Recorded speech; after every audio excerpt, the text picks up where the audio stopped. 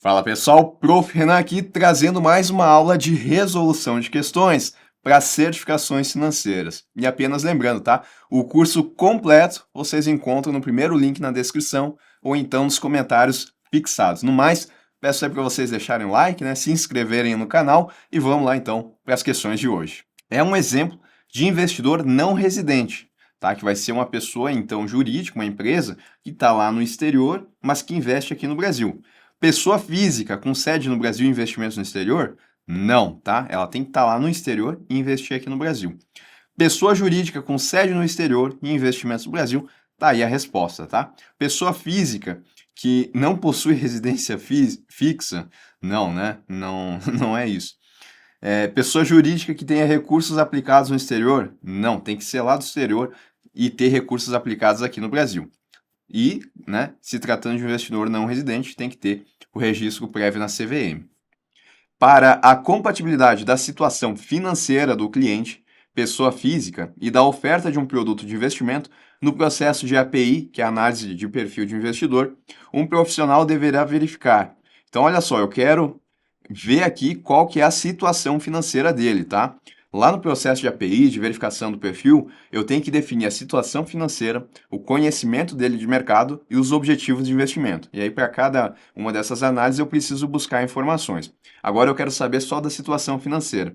Então vamos lá. A profissão exercida pelo cliente, ela não vai me trazer aqui qual que é a situação financeira dele. Vai talvez me mostrar qual que é o conhecimento dele de mercado, mas não a situação financeira. A finalidade do investimento é mais voltado, né, para definir quais são seus objetivos. O valor e os ativos que compõem o patrimônio do cliente. Se eu estou falando de situação financeira, eu preciso ver valor, né? Eu preciso ver montante de dinheiro. Está correto aqui a C.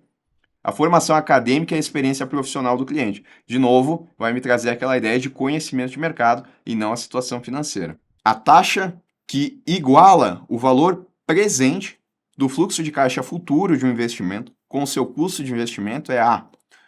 Olha só, eu tenho aqui um fluxo de caixa, onde eu tenho um desembolso inicial, que pode ser o valor de 10 mil. Eu tenho dois pagamentos, um de 6 mil e um de 6.600. E aí eu vou trazer esse fluxo de caixa futuro aqui a valor presente e utilizando uma taxa, né, essa taxa vai fazer com que esse valor aqui trazido a valor presente ele seja igual ao meu custo inicial, 10 mil reais. Né? Em outras palavras, o meu VPL ele vai ser igual a zero. Custo inicial, 10 mil reais, menos esse fluxo de caixa trazido a valor presente, que também vai ser 10 mil reais.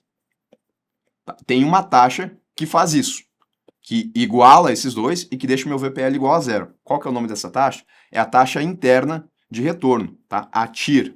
Resposta aqui na letra B. Ela mostra qual foi o investimento, né? Qual foi a taxa de investimento aqui desse fluxo de caixa. As debêntures que possuem melhor garantia para os investidores são. Aí a gente tem que lembrar lá da hierarquia das debêntures, das garantias das debêntures, né? A gente tem uma série aqui de garantias possíveis. Tem as garantias reais, né? Tem a garantia flutuante, quirografária, quirografária e a subordinada. Dessas aqui, a que tem a melhor proteção para o investidor é a garantia real, né? Que vai segurar ali os bens da empresa que estão sendo usados por garantia. Não podem ser negociados esses bens, né? Que estão sendo usados. Então, as debêntures aqui com garantia real. Os fundos de investimento que se caracterizam por terem suas cotas negociadas em bolsas de valores ou em mercado de balcão organizado são os. Então, as cotas negociadas em bolsa de valores, né, como se fossem ação. Isso é característica dos fundos de índice. E uma outra característica dele é que ele também tenta replicar um indicador de referência, um benchmark, tá? Então, resposta na D. A alíquota de IR incidente no resgate de um plano de previdência com regime tributário progressivo após 10 anos é de... Cuidado com essa questão, né? Regime tributário progressivo, né? Também chamado aí de regime compensável. Nesse caso, no resgate, a alíquota ela é sempre fixa em 15%. E esse imposto aqui ele é recolhido direto na fonte, tá?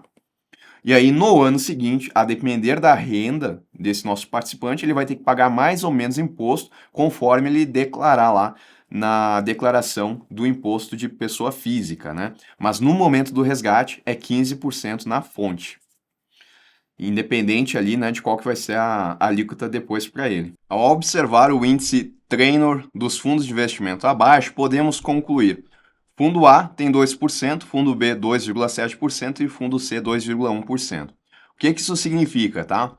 Que o fundo A, por exemplo, ele está entregando 2% de retorno para cada uma unidade de risco sistemático assumido, porque o índice Traynor, ele leva em consideração o risco sistemático, que é medido pelo beta, diferente do índice de Sharpe, que vai utilizar o risco do mercado como um todo, né, que utiliza o desvio padrão.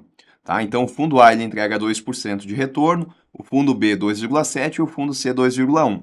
A melhor relação de risco e retorno aqui eu encontro no fundo B.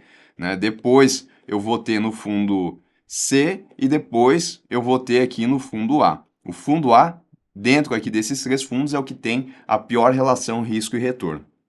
Então a gente pode concluir: o fundo C é menos arriscado, o fundo B é mais arriscado. A gente não está olhando qual que tem mais risco ou menos risco, a gente está olhando a melhor relação risco e retorno. O fundo C apresenta menor retorno para cada unidade de risco? Não, isso quem faz é o fundo A e não o fundo C. O fundo B apresenta maior retorno para cada unidade de risco assumida. Aí sim, né? Resposta aí na letra D.